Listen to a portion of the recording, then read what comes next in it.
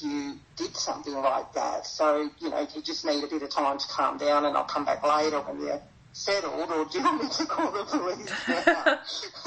Like, you know what I mean? Yeah. Running around those kind of things. And then there's the kind of behaviour that's that sort of autonomic overdrive where they're kind of not in control, you know, and usually it's a maladaptive response and they're triggered. And they're the ones I think you need to spend lots of time de-escalating. Yep. And often it can be done, you know, a good 20 minutes, half an hour, and it's, I use that process around sort of flopping and verbal looping, and then just come back with the agree, like a choice. So I might start with,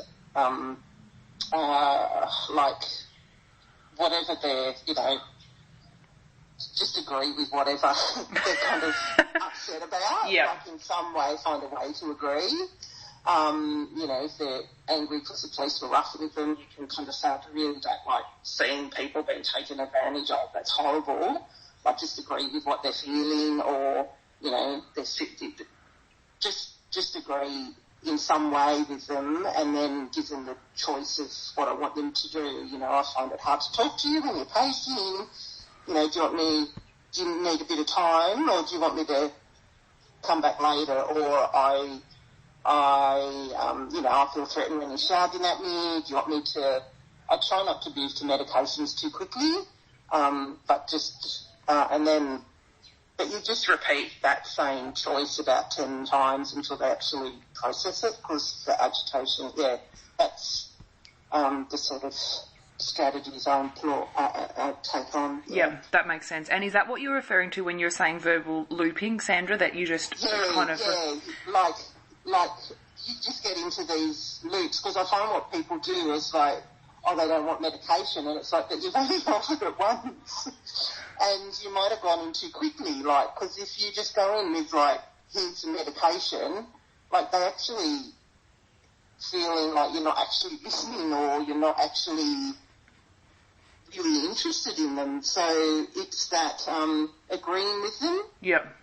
So you listen to what they're saying, kind of validate or agree with them, and then you offer the choice, and then you go back again, and you keep doing that, but your choices are the same. So but often what they're ranting around, that may change, but and how you agree with that will change, but your actual choice is the same until you've, you know, got them de-escalated a little bit, and then you might change your choices based on the situation.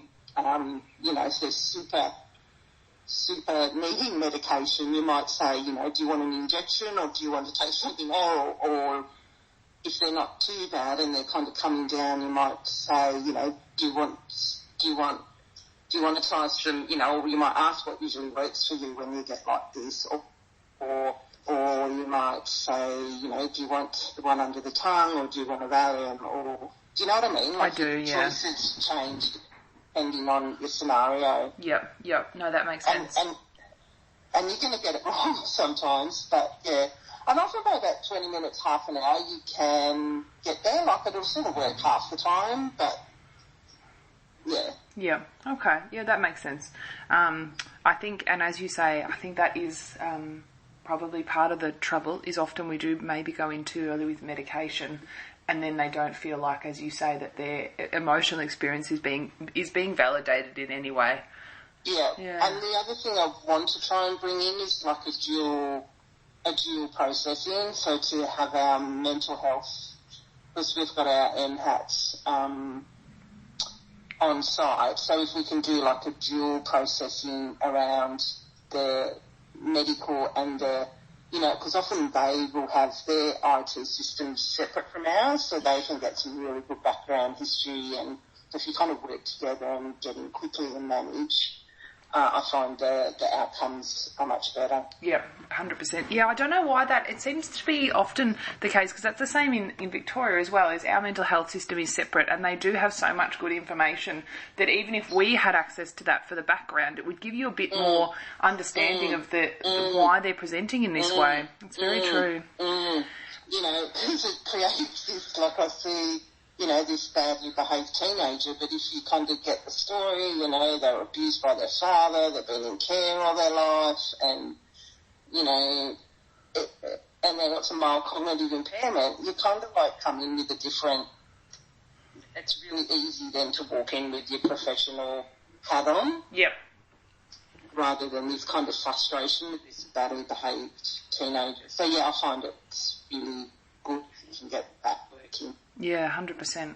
The other thing we've been asking Sandra about, as well as, I guess, people's experiences de-escalating these kids, is the impact that these kids have on the department. And you've kind of already alluded to this, because obviously they're one of the most common sort of presenting complaints, I guess, within Royal Darwin. But I guess I'm interested to know what kind of impact these kids, especially the ones that come in who are profoundly agitated and need senior clinician involvement to manage them, either non-pharmacologically or if, you know, they do require chemical sedation if they're really out of control. What impact these kids have on Royal Darwin as an emergency department, and I guess the flow issues, those sort of things within the department. I think, so flow issues is massive because, the discharge planning is always very complicated. And as I said, we have a paediatric mental health, sort of adolescent mental health unit, but they are very reluctant to take the overly, sort of difficult behaviour over there. Yep. So that actually, so then there's that frustration that they're within the ED. Nobody likes sedating kids. They're often very, I think they're also kind of very emotive around, they have this amazing way of getting under people's skin, like that adolescent defiance. Yep. So I think for staff it can be very emotionally draining, and I think we need to be very careful around, not so much for medical but for nursing staff to have that ability to tag out, like, you know, I have 2 hours with this kid and then they're yours. Yeah. Because the one person seems to get them and they get under their skin, and then they're over at, like, us, and then we get them. It's this transference of all this, like, agitation. So I think we need to have a really good process of, you know, that direct person but tagging out every couple of hours, because they can be very challenging. And where else was I going? So yeah, flow is difficult, and discharge planning and finding a safe disposition for them, and often getting parents involved.